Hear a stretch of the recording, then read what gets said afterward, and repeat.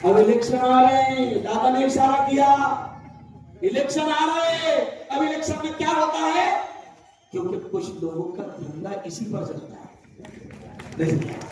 उनकी टपरी, किसी की टपरी रहती, किसी का टपरा रहता, किसी की फैक्ट्री रहती। अब इलेक्शन आ रहे हैं। मैंने कल भी साहब औरंगाबाद के प्रोग्राम में कहा कि मुल्क में बहुत अच्छा माहौल है, लेकिन जुमला सुनो, जुमला सुनो, शेर सुनो राहुल, दिल खुश हो जाएगा।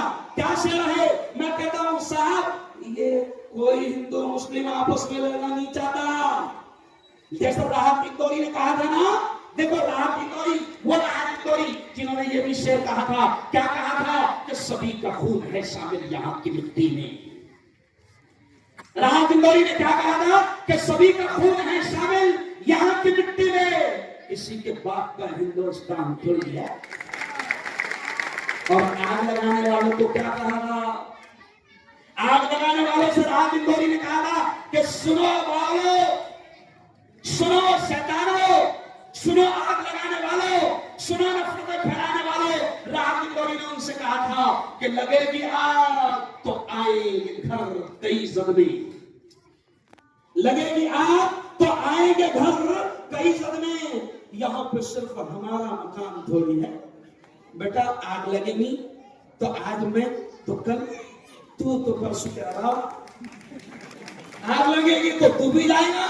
तो अब मैं कहता हूं कि साहब मुल्क में सब खैरियत है। राहत इंदौरी ने डाला एक से का एक, और क्या कहा था? सरहदों पर, देखो देखो बड़ा मजा आएगा। क्या कहा था राहत इंदौरी ने? सरहदों पर यानी बॉर्डर पर, सरहदों पर बहुत तनाव है क्या? दादा देखो, शेर देखो, राहत इंदौरी ने कहा था सरहदों पर बहुत तनाव है क्या?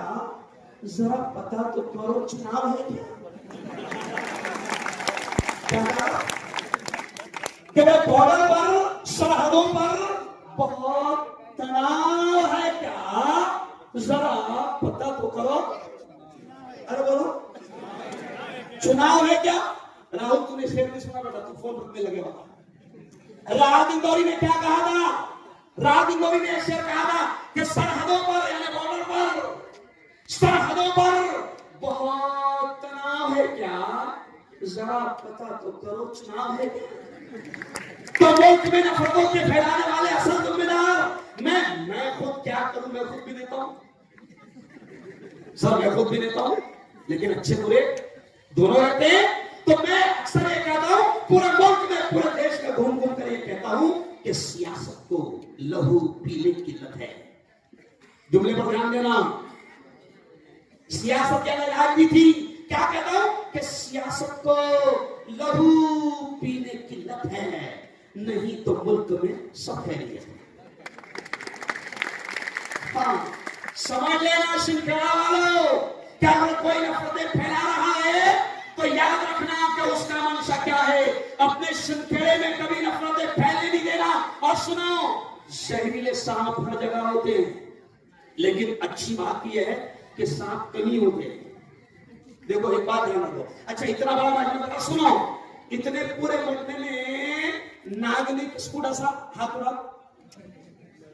देखो देखो, सुनो, किसको डसा? क्या नहीं? अच्छा, इतने मजमे में बताओ, कोबरा ने किसको डसा?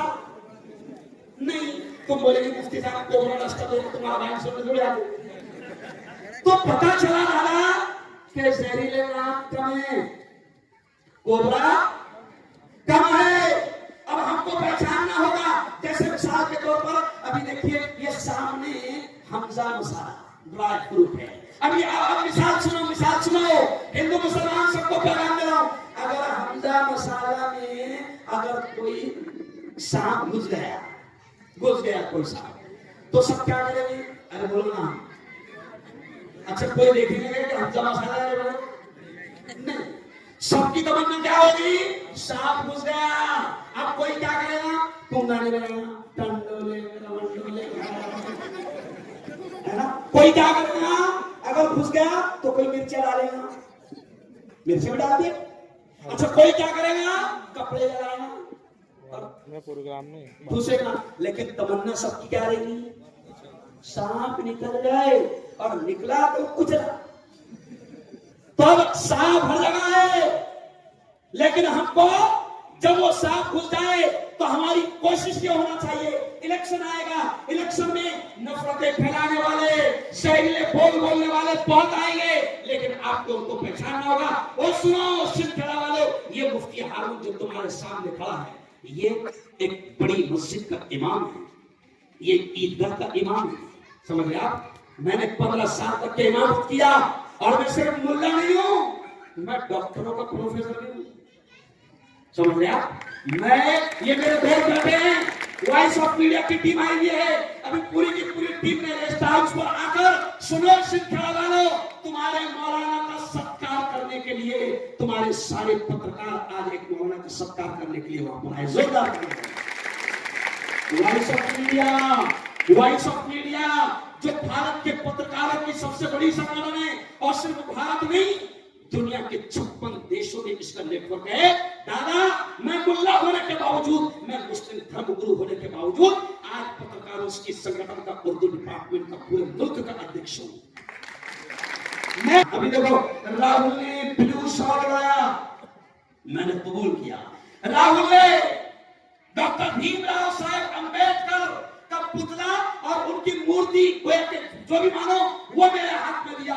मैंने कहा राहुल, देश तो भीमराव साहब अंबेडकर के संविधान से ही चलेगा, संविधान जिंदा है तो हम ये जो बोल रहे ना, ये भी संविधान की देन है। ये जो तुम बैठे ना बेटा, ये भी संविधान की देन है, नहीं तो सीधा डब्बे आते तुमको लेके